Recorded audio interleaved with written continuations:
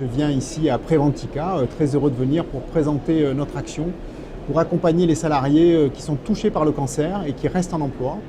On sait que ce sont des salariés qui connaissent une situation qui est très difficile d'un point de vue psychologique, d'un point de vue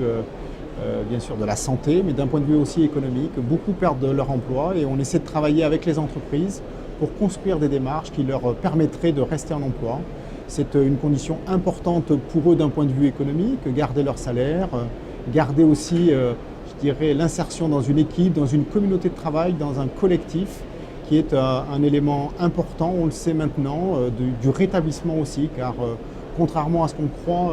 il faut prendre et regarder les besoins de ces patients-là et de ces salariés de manière globale. Et on sait que la participation, le travail participe à l'épanouissement et participe aussi au rétablissement. Et donc nous venons ici avec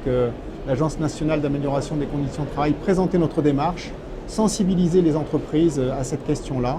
sur un chiffre qui est relativement simple et peu connu, qui sont qu'aujourd'hui, lorsque 1000 diagnostics de cancer sont posés par jour à peu près,